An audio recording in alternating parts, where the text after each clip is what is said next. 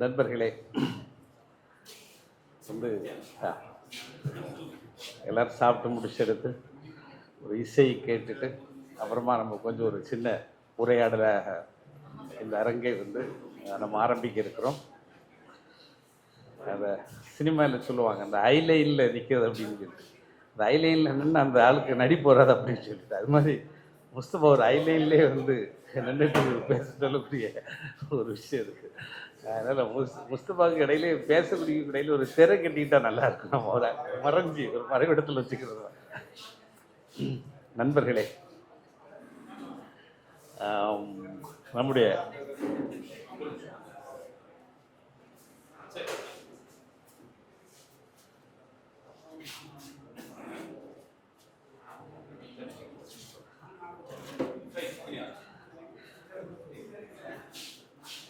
ஒரு 2025 இறுதியிலே தமிழில் 2 முக்கியமான நூல்கள் வந்தது. நம்ம எவ்வளோ பேர் நம்முடைய கவனத்துக்கு வந்துச்சுன்னு தெரியாது. ஆனால் அந்த 2 நூலையும் அந்த வெளியிடக்கூடிய இடத்துல, அந்த நூல் பெறக்கூடிய இடத்துல நான் இருந்ததுனால அந்த 2 புத்தகமும் எனக்கு வாசிக்க முடிஞ்சிச்சு. ஒன்று சிறை அப்படின்னு சொல்லக்கூடிய ஒரு தெலுங்கில் இருக்கக்கூடிய ஒரு தோழமையினுடைய எழுத்தது. அவர்கள் ஜார்க்கண்ட் சிறையில் இருந்தார்கள். ஒரு வங்கி பணி செய்து கொண்டிருந்த அந்த பெண் தோழமை அங்கே இருக்கக்கூடிய சாதாரண பிரஜைகளுக்கு சில உதவிகள் செய்திருக்கிறார்கள். வங்கி கணக்கு தொடங்குறது, அது மாதிரி உதவிகள் செய்து கொடுத்ததில் ஒரு குறிப்பிட்ட கட்டத்தில் அவங்களும் அந்த நக்சல் அது மாதிரியான ஒரு விஷயத்துக்குள்ளே சிறைக்கு போகிறாங்க. ஒரு நீண்ட நாள் சிறைவாசம் அவர்களுக்கு கிடைக்கிறது. அவங்க சிறையிலேருந்து வெளியே வந்ததுக்கு பிறகு எழுதிய பல்வேறு கட்டுரைகள் எழுதிய அவைகள் தெலுங்கில் எழுதப்பட்டது. அவை ஆங்கிலத்துக்கு போய் ஆங்கிலத்தில் இருந்து தமிழுக்கு வந்திருக்கிறது. நீதிபதி சந்துரு அவர்கள் அதற்கு முன்னுரை எழுதியிருப்பார். கிட்டத்தட்ட கட்டுரைகள் தான், ஆனால் அது ஒரு ஒரு புதினத்தை வாசித்ததை போலத்தான். சிறையிலே பெண்கள் சிறையிலே அடைக்கப்படுகிற பொழுது அவர்களுக்கு சின்ன கை குழந்தைகள் இருந்தால் அவர்களும் அந்த சிறைக்குள்ளே இருப்பார்கள். ஒரு 5 வயது வரையிலும் அந்த குழந்தைகளை சிறையிலே வைத்திருக்கலாம். 5 வயதுக்கு பிறகு அவர்களுக்கு ஒரு சென்டர் இருக்குது, அங்கே அனுப்பிடுவாங்க. சின்ன குழந்தைங்களை பிரிய முடியாது. அதனால் என்ன பண்ணுவாங்கன்னா, அந்த சிறை அதிகாரிகளை பிடிச்சி ஒரு 6 வயசு 7 வயசு வரைக்கும் 5 வயசு மாதிரியே காட்டி அந்த குழந்தைங்களை கிட்ட வச்சுக்கிற பழக்கம் உண்டு. அப்படியாக அந்த குழந்தைகளுக்கு அந்த குழந்தைகள் இப்போ எப்படி சிறை கைதிகள் எல்லாம் சாயங்காலம் ஒரு 6 மணிக்கு சிறை கொட்டடைக்குள்ளே அடைக்கப்படுகிறார்களோ, அதுபோல் அந்த தாயாரோடு சேர்த்து அந்த குழந்தைகளும் அடைக்கப்பட்டு விடுவார்கள். அந்த குழந்தைகளுக்கு டெய்லி ஒரு 100 ml அல்லது ஒரு 150 ml பால் சிறைத்துறை அலாட் பண்ணும், பசும்பால். அந்த குழந்தைகளுக்கு அந்த பால் கொடுப்பார்கள். ஒரு நாள் அந்த பால்காரன் அவர் ஏற்பாடு பண்ணியிருக்கிறோம், அந்த பால்காரன் கொண்டு அந்த பால் கொடுப்பார். இவங்க சிறைக்கு இந்த நூலாசிரியர் சிறைக்கு போனதும் அவங்க அந்த சிறையில் இருக்கும்போது நிறைய விஷயங்களை பார்த்துட்டு இருக்கும்போது இந்த குழந்தைகளோடு அவங்க பேச ஆரம்பிக்கிறாங்க. அப்படி பேச ஆரம்பிக்கும்போது ஒரு நாள் அந்த குழந்தை சொல்லுது, ஏன் முகம் வாடி போயிருக்கு அப்படின்னு. இன்னைக்கு பால் வரல, பால் கிடைக்கல எங்களுக்கு அப்படின்னு சொன்னேன். ஏன் பால் கிடைக்கல அப்படின்னு இவங்க இந்த அம்மா அந்த குழந்தைகிட்ட கேள்வி கேட்குறாங்க. அப்போ அந்த குழந்தை சொல்லுது, பால்காரன் அன்னைக்கு வரலை. அப்போ பால்காரன் ஏன் வரலை அப்படின்னு அந்த குழந்தை சொல்லுது, ஒருவேளை பால்காரனுக்கு அம்மா அன்னைக்கு பால் கொடுத்துருக்க மாட்டாங்களா இருக்கும் அப்படின்னு சொல்லக்கூடிய சொல்லோடி ஒரு ஒரு ஒரு கட்டுரை.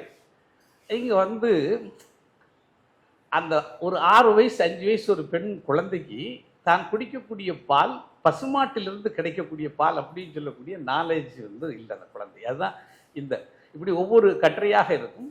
அது ஒரு மிக அற்புதமான புனிதம், ஒரு புதினம் போல அவ்வளோ அழகாக அது இருக்கும். பிறகு இவர்கள் சொல்லிக் கொடுப்பார்கள், அந்த பால் எங்கே இருந்து கிடைக்கிறது, நாம் எப்படி பால் குடிக்கிறோம், ஒரு குறிப்பிட்ட கட்டத்திற்கு பிறகு பசுமாடு நமக்கு பால் கொடுக்கக்கூடிய இந்த கதைகளெல்லாம் சொன்ன பிறகு இவர்கள் ஒரு முறை முடிவு செய்கிறார்கள். சிறையினுடைய விதிகளை எடுத்து பார்க்கிற பொழுது குழந்தைகளை, அப்படிப்பட்ட குழந்தைகளை மாதத்திற்கு ஒரு முறை சிறையிலே இருந்து வெளியே கொண்டு போய் காட்டி கொண்டு வர வேண்டும் என்று ஒரு விதி இருக்கிறது. பிறகு இவர்கள் அந்த விதியை பிடித்து சிறைத்துறையோடு, சிறைத்துறை அது ஒரு பெரிய சிரமம். ஒரு 10, 25, 30 பிள்ளைங்களை கூட்டிகிட்டு போகிறது, அதுவும் ரொம்ப பெரிய விழிப்புணர்வு இல்லாத குழந்தைங்களை யார் கூட்டிகிட்டு போகிறது, அவங்களை எப்படி மெயின்டைன் பண்ணுறது அப்படிங்கிறதுனால சிறைத்துறை இதை செய்வதில்லை.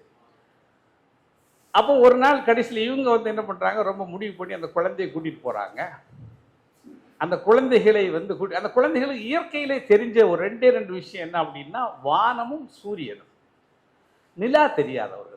6 மணிக்குள்ள அடைச்சிறது பிறகு அவங்களுக்கு நிலா இருக்கிறது தெரியாது. அப்போ நிலா காட்டி கொடுக்குறாங்க. குழந்தைகளை வெளியே கூட்டிட்டு போற பிறகு பூனை குழந்தைகளுக்கு தெரிந்திருக்கிறது. சிறைச்சாலையிலே 1-2 இடங்களிலே பூனை வருகிற பொழுது பூனைகளை பார்த்திருக்கிறார்கள். நாயை குழந்தைகள் வெளியே பார்த்த நாயை புலி என்று சொல்லியிருக்கிறார்கள். இப்படி அவங்களுக்கு தெரியல. ஒரு 5 வயசு 6 வயசுக்கு பிறகு காணக்கூடிய ஒரு உலகமாக ஒரு எழுத்து இருக்கிறது ஒரு பகுதியில். இன்னும் ரொம்ப அந்த கட்டுரைகளை முழுவதும் தொடர்ந்து நம்ம படித்தோன்னா ஒரு எழுத்து, அது ஒரு கதை போலத்தான் நம் மூளை வந்து அடைகிறது. அவைகளை வாசித்தோம் என்றால் ரொம்ப கொடூரமாக இருக்கும். ஒரு சாதாரணமான ஒரு ஏழை பெண்மணி, அவளிடம் ஒரு 8-10 ஆடுகள் இருக்கிறது. அந்த ஆட்டை அவள் ஒரு காட்டில் மேய்த்து கொண்டாள். அவளுக்கு வேலை அது, அந்த ஆட்டை மேய்ச்சிட்டு போவார், ஒன்றும் தெரியாது, எழுத கூட தெரியாது. அவங்கள பிடிச்சிட்டு போவாங்க. ஜார்க்கண்டில் நக்சல் வேட்டை நடக்கிறது. போன போலீஸ்காரர்கள் நக்சல்களை பிடிக்க முடியவில்லை. பிறகு இவர்களை சும்மா கூட்டிகிட்டு வராங்க. அப்போ ஆடு இருக்கேன் ஆடை பார்க்கணும், இல்லை ஆடை நான் சாயங்காலம் வந்துடலாம், நீங்கள் ஆடை பார்த்துக்கலாம்னு கூப்பிட்டு வராங்க. இங்கே வந்த பிறகு அந்த அம்மா என்ன செய்தாரோ தெரியாது, சிறையில் கொண்டு அடைக்கப்படுகிறார். அவர் மீது என்ன வழக்கு என்று தெரியாது. ஒரு நீண்ட காலம் சிறையில் இருக்கிறார். பிறகு இவர்கள் போய் முயற்சி செய்து அந்த வழக்குகளை எல்லாம் கண்டுபிடித்து, இப்படியான மனிதர்கள் நிறைந்து இருக்கக்கூடிய ஒரு உலகம் இது ஒரு பக்கத்தில். அப்புறம் இன்னொரு புத்தகம், ஒரு தூக்கு தண்டனை கைதியின் வாக்குமூலம் அப்படின்னு சொல்லக்கூடிய ஒரு தூக்கு கைதி, செல்வம் அப்படின்னு சொல்லக்கூடிய ஒரு தூக்கு கைதி எழுதிய ஒரு புத்தகம். அந்த நண்பரோடு நான் உரையாடி இருக்கிறேன். அந்த நண்பர் என்னுடைய ஒரு நாவலை வாசித்து விட்டு, அவர் புழல் சிறைச்சாலையிலே ஒரு வாசகர் வட்டம் இருக்கிறார். அந்த வாசகர் வட்டத்தில் ஒரு முறை உரையாற்றுவதற்காக நான் போயிருந்தேன். அங்கே நிறைய கைதிகளை எல்லாம் அப்போது அங்கே சந்திக்க முடிந்தது. அது ஒரு விஷயமாக இருந்தது. அந்த நண்பர் ஒரு செய்தியை எழுதுகிறார். அந்த தூக்கு தண்டனை நிறைய ஏராளமான செய்திகள் அதுக்குள்ள ரொம்ப மலைச்சு போகக்கூடிய, நம்ம கதையில கூட அப்படி எழுத முடியாது, அப்படியான செய்திகள் எல்லாம் அதுக்குள்ள இருக்கும். அவர் ஒரு செய்தி எழுதுகிறார். பாளையங்கோட்டை ஜெயிலிலே ஒருவர் போலி நீதிமன்றம் வைத்திருக்கிறார். ஒரு ஃபேக்ட் கோர்ட் இருக்கு அவர்கிட்ட. அந்த கோர்ட்ல வந்து அந்த போலி நீதிமன்றத்தில் கிட்டத்தட்ட 15 பேருக்கு ஜாமீன் வாங்கி கொடுத்திருக்காரு. அந்த ஜாமீன் லெட்டர்கள் எல்லாம் வைத்து சிறையிலே இருந்து ஜாமீனில் வருகிறார்கள், வெளியே வந்திருக்கிறார்கள்.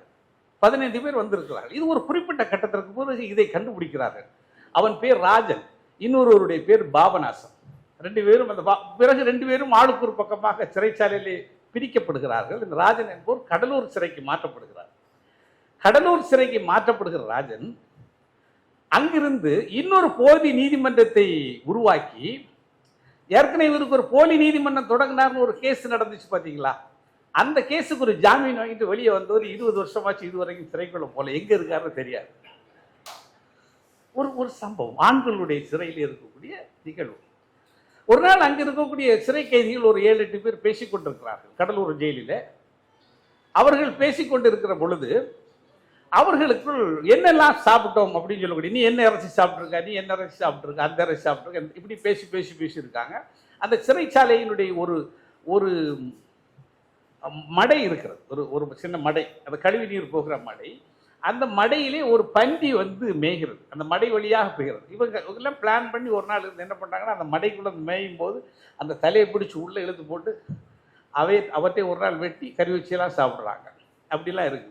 அப்போ இந்த உரையாடல் நிகழ்ந்து கொண்டிருக்கும் போது அதில் ஒருவர் சொல்லுகிறார், நான் இதுவரையிலும் முதலை கறி சாப்பிட்டதில்லை, எனக்கு முதலை கறி சாப்பிட வேண்டும். முதலை கறி சாப்பிடுவது சாத்தியமா அப்படின்னு சொன்னா, ஏன் முடியாது, நம்ம பார்த்துருவோமே அப்படின்னு அங்கிருந்தே ஒரு ஆளை இவங்க போய் செட் பண்ணி, கொள்ளிடம் ஆற்றில் மீன் பிடிக்கக்கூடிய ஒரு மீனவர், நான் சொல்லக்கூடியது பொய் இல்லை, அந்த அவருடைய புத்தகத்தில் இருக்கிற விஷயத்த சொல்றேன். கொள்ளிடம் ஆற்றில் மீன் பிடிக்கக்கூடிய ஒருவர் ஒரு முதலையை பிடிக்கிறார். இவர் 7 கிலோ அளவிலே முதலை சிறைச்சாலைக்கு போகிறது. அவர்கள் அன்றைக்கு அறுத்து அந்த முதலை அறுத்து கறி வைத்து சாப்பிடுகிறார்கள்.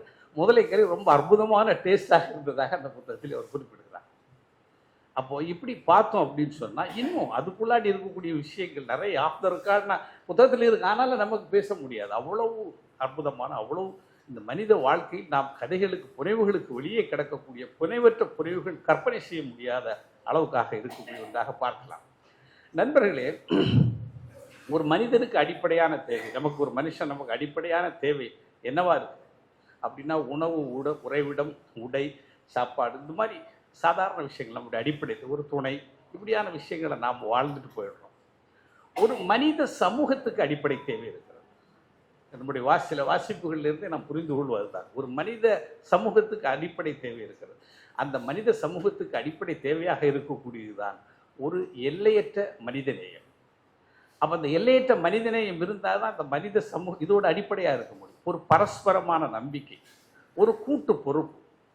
இந்த மூணு இப்போ எப்படி நமக்கு உணவு உடையெல்லாம் ஒரு தனி மனித வாழ்க்கையில் நமக்கு அத்தியாவசியமான அடிப்படை தேவையாக இருக்கிறதோ, அதுபோல் ஒரு மனித சமூகத்துக்கு இந்த எல்லையற்ற மனிதநேயமும் பரஸ்பர நம்பிக்கையும் கூட்டு பொறுப்பும் என்பது அடிப்படை தேவையாக இருக்கிறது. இந்த அடிப்படை தேவைகளை இந்த உலகம் முழுவதும் இருக்கக்கூடிய மானிட சமூகத்துக்குள் எது பரப்புகிறது, எது பேசுகிறது, எது கொண்டாடுகிறது, எது அவற்றை வலியுறுத்துகிறது என்று சொன்னால், இன்னைக்கு நமக்கு தெரிஞ்சு நமக்கு முன்னாடி இருக்கக்கூடியது புனைவு இலக்கியம் மட்டும்தான். அவைகள் வாயிலாகத்தான் நாம் இந்த உலகத்தில் மனிதர்களோடு, இந்த சமூகத்தோடு மனித சமூகம் தொடர்பு கொள்ள முடியும், மனித சமூகம் உரையாட முடியும். வேற ஒன்னோடு எல்லாமே எல்லாம் குறிப்பிட்ட குழு உரையாடல்களாக மாறிப்போயிடும். ஒரு நம்பிக்கை சார்ந்த இன்னொரு நம்பிக்கை இயங்குவதில்லை, ஒருவருடைய பண்பாடு சார்ந்த இன்னொருவருடைய பண்பாடு இயங்குவதில்லை. மாறுபட்ட நிறைய விஷயங்களை முரண்படுகிறோம். ஆனால் மனிதர்களாக உலகத்திலே இந்த புனைவு இலக்கியங்கள் எல்லை கடந்து எல்லா மனிதர்களுக்கும் பொதுவாக ஒன்றே ஒன்று கடத்துகிற விஷயமாக இருப்பதையெல்லாம் நாம் பார்க்க முடியும். நிறைய சொல்ல முடியும், நிறைய அதுக்கான நிறைய விஷயங்களை பேசுறதுக்கு அவைகளில் நிறைய இருக்கு. ஒரு சின்ன விஷயம்தான், நீங்கள் இங்கிருந்து ஒரு குடும்பம் ஒரு எக்ஸ்போர்ட் பண்ணுறான், ஒரு மீனை பிடிச்சி இன்னொரு நாட்டில் இருக்கிறவனுக்கு கொடுக்குறான், இன்னொரு நாட்டில் இருக்கக்கூடியவனு விற்கிறான். அவன் திடீர்னு மீன் வந்த படகு கவுத்து போச்சு அப்படின்னு போய் சொல்லி ஏமாத்திட்டான் அப்படின்னா இவன் அப்படியே நிலகுலிஞ்சு போயிடுவான். இங்கே அந்த நம்பிக்கை இல்லை அப்படின்னா தொலைஞ்சு போயிடும். இப்போ இவைகளை கதைகள் பேசியிருக்கிறது, இது போன்ற வாழ்க்கையை கதைகள் பேசியிருக்கிறது, இது போன்ற நெருக்கடிகளை, இது போன்ற சிதைவுகளை கதைகள் பேசியிருக்கிறது. இப்படி நிறைய நம்மகிட்ட நிறைய விஷயங்கள், நிறைய செய்திகளை நாம் பேச முடியும். நானே ரொம்ப நேரம் பேசிட்டு இருந்தாலும் நல்லா இருக்கார். அவர் நம்முடைய அருமை நண்பர் சுறா வந்திருக்கார். அவர் அண்டனூர் சுறா, அவர் ஒரு சுறா தான்.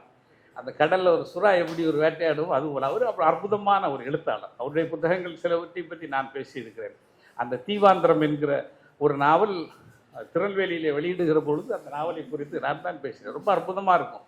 இன்னைக்கு எனக்கு அருணாச்சல மன்னனோட சிறுகதை நூல் ஒரு கதை படித்தேன். அதில் ஷூ அப்படின்னு சொல்லக்கூடிய ஒரு கதை. இது புதிய உலகம். நம்ம இன்றைக்கி இருக்கக்கூடிய இலக்கியங்களில் இன்றைக்கி நம்ம புதினம் இவைகளெல்லாம் எங்கே எப்படி என்ன வேறு வேறு தளங்களில் வியாபித்து கொண்டிருக்கிறது என்பதற்கு நமக்கு நீதிமன்ற நடவடிக்கை அல்லது நமக்கு தெரியும். ஒரு கதையில் ஒரு வக்கீல் அப்படின்னு சொன்னால் நம்ம ஒரு கோட்டு போட்டு வெளியே வருவார் அப்படின்னு சொல்லக்கூடியதோடு நம்முடைய கதைகள் நின்று போயிடும். அதுக்கு பிறகு அந்த நீதிமன்ற நடவடிக்கை, அவர்களுக்குள்ளால் இருக்கக்கூடிய உலகம், அவை பற்றிய தமிழிலே பதிவுகள் ரொம்ப இல்லை.